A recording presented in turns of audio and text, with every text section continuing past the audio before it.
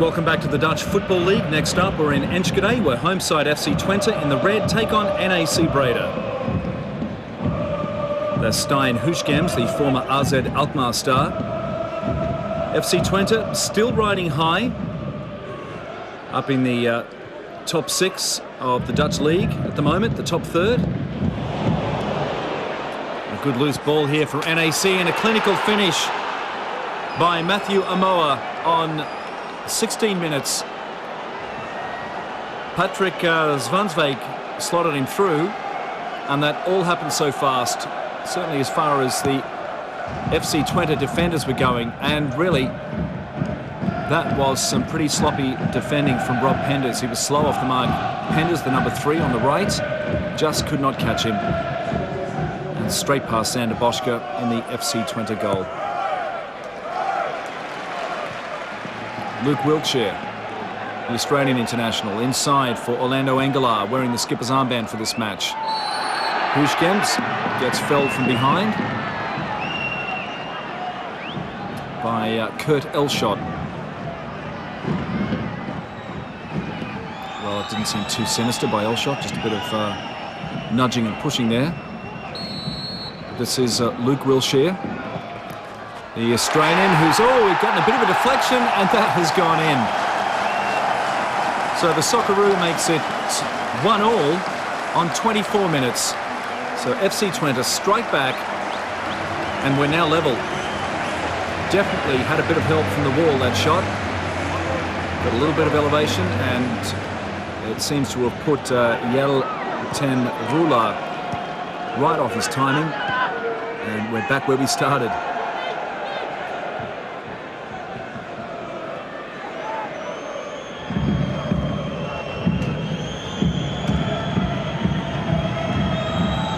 Ami is really giving Alera Alaya a hard time, and that's just missed. Matthew Amoa there in front of goal, desperately looking for a second. Here it is again. There's Amoa. He did get a glancing header to it and didn't get the right angle on it. That's Fred Rutten on the left, the man with the grey hair, the coach of FC Twente.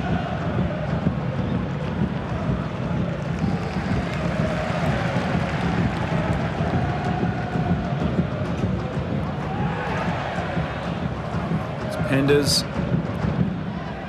across for Engelaar. This is Blaise Nkufo, the Swiss international. Out wide now for Alaya. Lero Alaya putting it up for Romano Denenboom, who couldn't get there. Stijn Huisgems as well. FC Twente really have, in Dutch terms, a bit of a star-studded lineup now. Romano Denenboom has slotted in very well. He came over from NEC Nijmegen. And Twente continue to apply on the pressure. And Nkufo can't get there.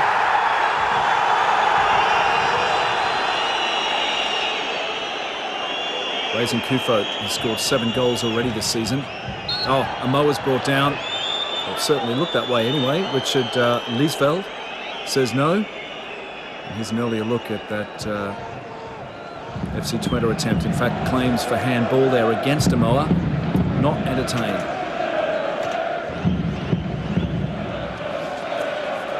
Nkufo on his own now because Orlando Engelaar had a bit of a slip there in midfield. Now he's back on his feet. Engelaar takes a shot, and it wasn't a bad looking one until it had that deflection.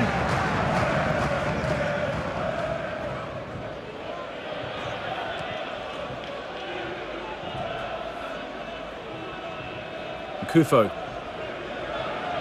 not finding the support that he wants, and certainly took a little too much time there, but there's a decision that's gone against Edson Braheld.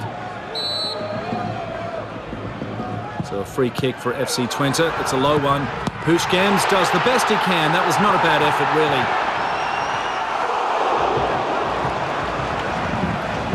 And after that little melee, FC Twente come away with nothing, just getting it, trying to get it past Kurt Elshot, but not past the keeper. And that is how it finishes here in Enschede. They share the points in round 11.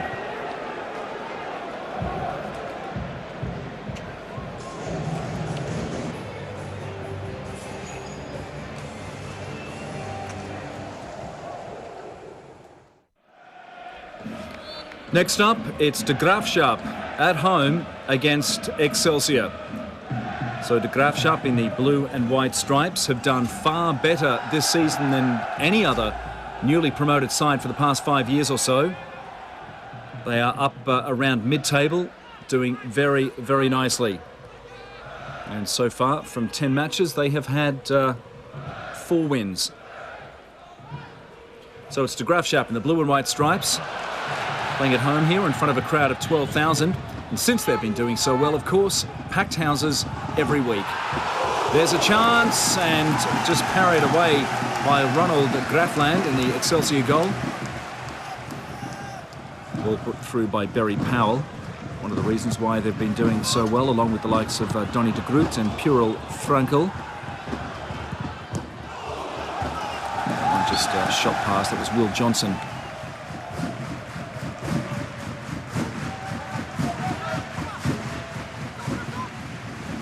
De Graafschap continuing to pressure. A loose ball, oh, and off the line by Sagoni Banjar, the Indonesian Dutchman. Right place at the right time. There's a replay of it. Banjar, just 1 foot, and he saves Excelsior from going down a goal.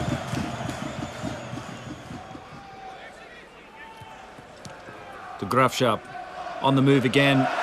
Nicely put forward, and there's 2 or 3 more coming up. And there's the finish from Cesaro Fung Wing.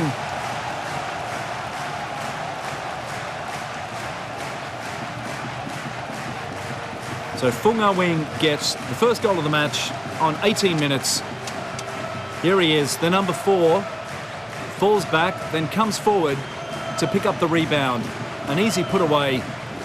There's Fung Wing, who started the whole move in the first place. Got it to Donny de Groot. Will Johnson couldn't finish, but Fung Wing could.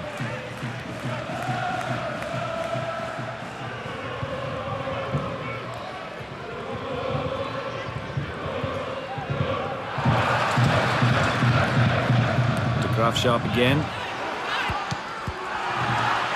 Nicely turned back in, and Will Johnson shoots, but that's not allowed. Offside for De Graafschap, so the goal doesn't stand, and they still have that 1-0 lead though. Excelsior come back at them.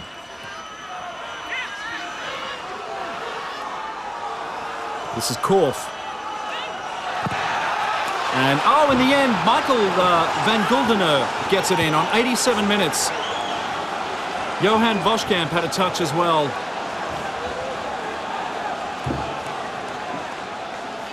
So away from home, Excelsior Rotterdam looked like they might at least salvage 1 point. That was Tjeerd Korf with a lot of the footwork. Stalling for time, it certainly worked, and it looks like they'll escape with a draw.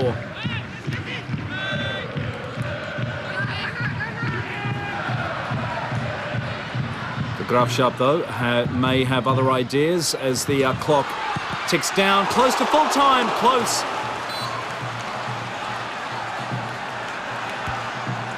Very, very close by Lasse Schöne. And that's how it finishes in round 11, 1-1.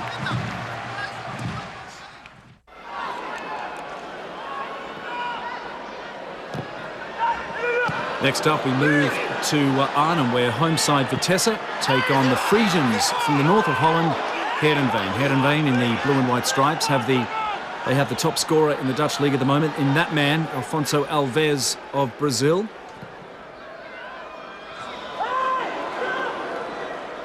A rising star who we probably won't see for very much longer in the Dutch league, because he will be off to the English Premier League or Spain, from what we hear. In fact, it was a surprise that he didn't already go at the beginning of this season. So this is Vitesse in the black and gold stripes, playing here at the Helder-Dome, the home ground of Vitesse. It's a packed house as well, just under 20,000 spectators. Belgian international Gil Schwertz with the corner, and off the head of Vitesse's Chinese international Yu Hai.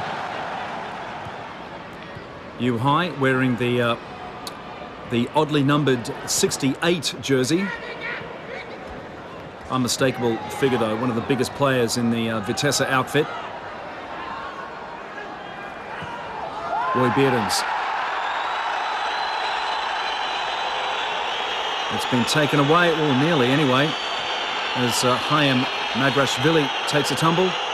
The referee Kevin Blom is calling a few of them over, and Alfonso Alves is being pushed away by his teammates. That seems unnecessary.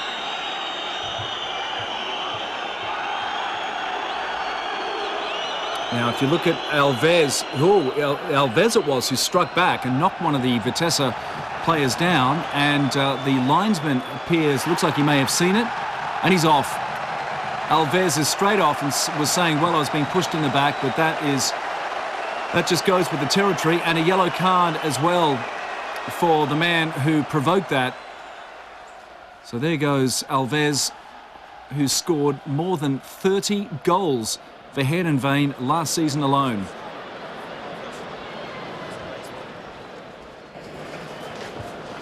So some heated discussions as they go off at half-time. And it continues in the change rooms. Theo Jansen up there in the stands. A regular stalwart with Vitesse. Out injured for this match. That's Michael Breuer. Through. Oh, that's fallen nicely, and they will finish as well. Michael Bradley scores on 50 minutes. Frenchman Gérald Sibon put him through initially. Look at that, Sibon with just the most delicate of flicks. And it fell nicely for Bradley for a 1-0 lead, just inside the second half. Espinosa, back by Sprockel.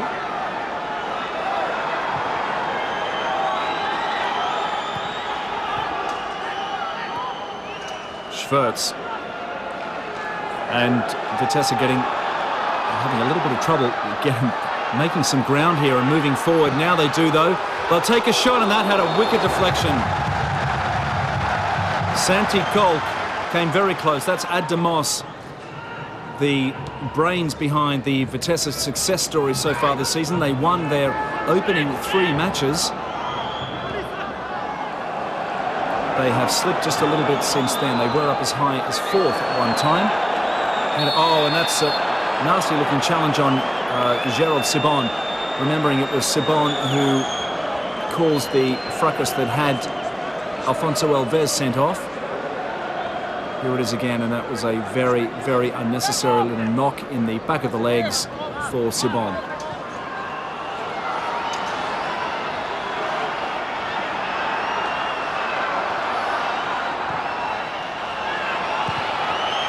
Got to feel sorry for Alves as well. It didn't seem like he was making a vicious attack on the player that was pushing him from behind. He was just swinging his arms out a little bit, trying to clear some ground, and the keeper's right off his mark. Sibon slams this one toward goal. Panicked in the end. Perhaps if he'd kept his composure or actually run with the ball, he may have done it. But in the end, it's a 1-0 win for Gerten Verbeek's Heerenveen here in Arnhem.